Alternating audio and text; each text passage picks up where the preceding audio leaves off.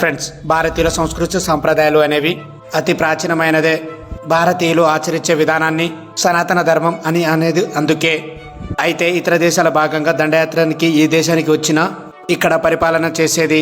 కాలక్రమంగా ఇక్కడి ప్రజలతో కలిసి ఇతర ధర్మాల వారు కొన్ని తరాలకు ఇక్కడ మిగిలింది అచ్చమైన భారతీయ కానీ ధర్మం పేరిట విభేదాలు కావు. అందుకే భారతదేశాన్ని భిన్నత్వంలో ఏకత్వం కలిగిన దేశంగా పిలుస్తారు. ఈ వీడియోలో సనాతన ధర్మాన్ని అనుసరించే భారతీయ ఆధ్యాత్మిక మందిరాలను చూద్దాం. ఇవి కేవలం భారతదేశం మాత్రమే లేవు, ప్రపంచం అంతటా ఉన్నాయి. అద్భుతమైన శిల్ప సంపద, కళాత్మకత, శాస్త్రీయ కనబరిచే సనాతన భారతీయుల మందిరాల గురించి క్లుప్తంగా తెలుసుకుందాం. చిత్రమైన సంగతి ఏమిటి అంటే, సనాతన ధార్మిక భారతీయ మందిరాలు ఉన్న కొన్ని దేశాల్లో స్థానిక మతం హిందూ ధర్మం కాదు.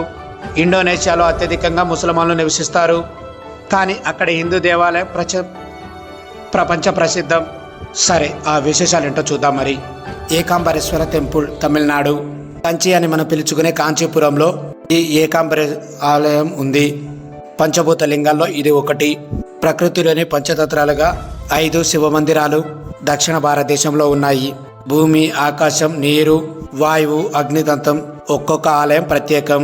భూతత్వానికి చెందినది ఏకాంబరేశ్వర ఆలయం. 23 ఎకరాల విస్తీర్ణంలో ఉన్న ఈ ఆలయము అత్యంత విశాలంగా ఉంటుంది.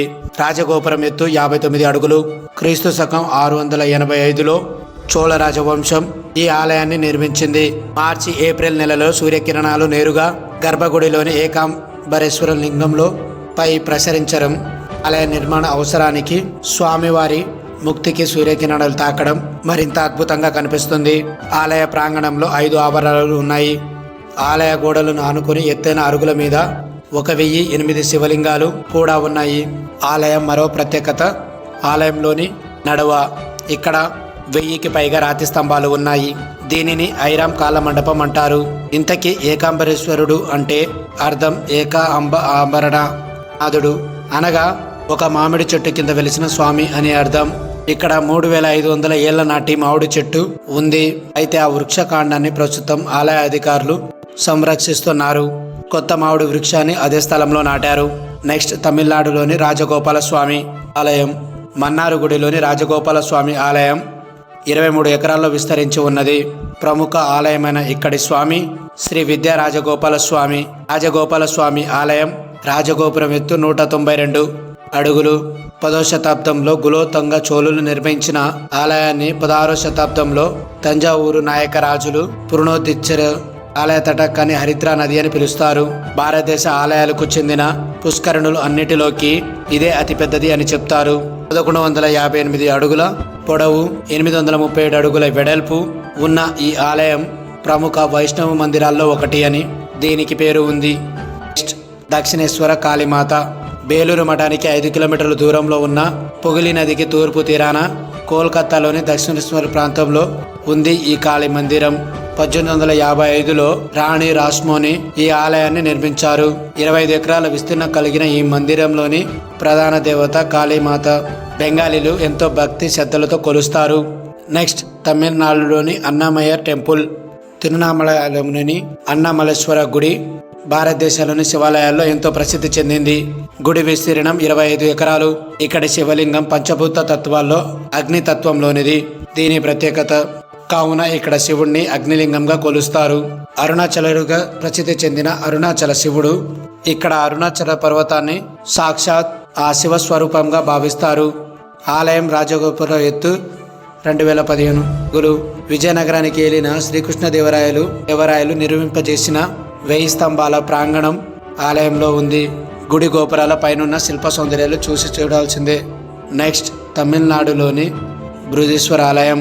తంజావూరులోని బృహదీశ్వర ఆలయం అద్భుత శిల్ప సంపదకు విలువ కట్టలేని వాస్తు శాస్త్ర నిర్మాణానికి గొప్ప ప్రత్యేక. 1000 సంవత్సరాల చరిత్ర కలిగిన శివాలయం ఉంది. ద్రావిడ శిల్పకళకు నిలయం. మొదటి చోళరాజు ఈ ఆలయాన్ని కట్టించారు. ఆలయ శిఖరం ఎత్తు 216 అడుగులు.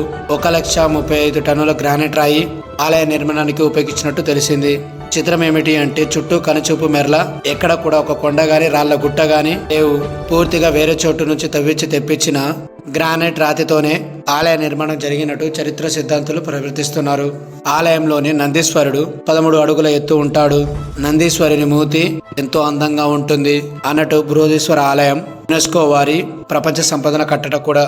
నెక్స్ట్, ఇండోనేషియాలోని ప్రంబనన్ టెంపుల్ 9వ శతాబ్దం నాటి ఈ హిందూ దేవాలయం శివుని ఆలయం.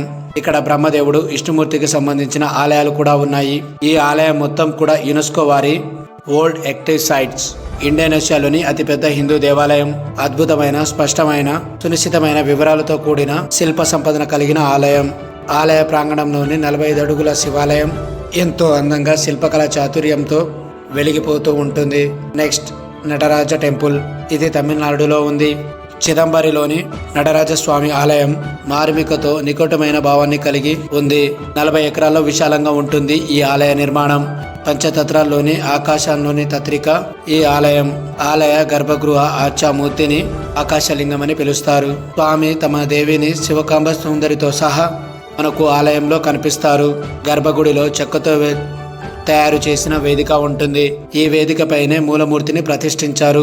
పల్లవులు, చోళులు, పాండ్యులు, విజయనగర రాజులు, చేర రాజులు తమ తమ రాజ్యపాలన కారణంగా ఈ ఆలయాన్ని అభివృద్ధి చేశారు.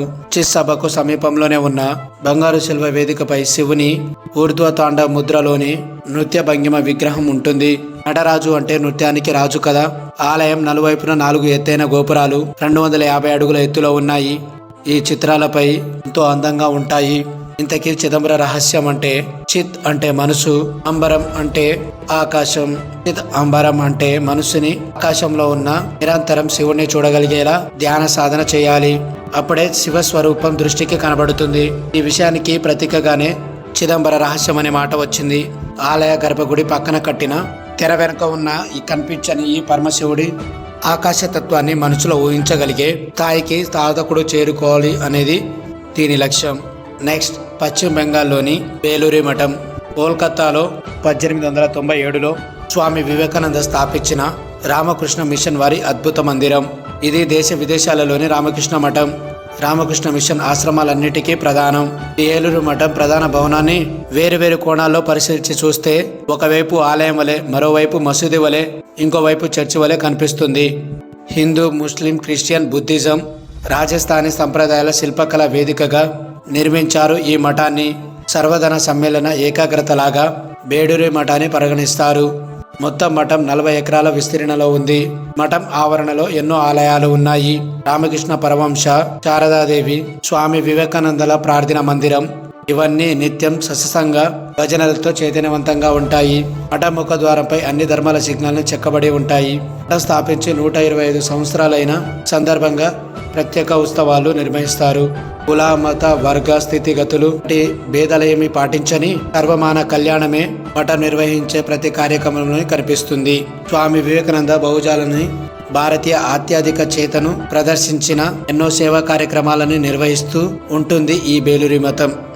మరిన్ని ఇంట్రెస్టింగ్ వీడియోస్ కోసం మా ఛానల్ సబ్స్క్రైబ్ చేసుకోండి. పక్కనే ఉన్న బెల్ ఐకాన్ ప్రెస్ చేయండి. Okay guys, thank you, bye.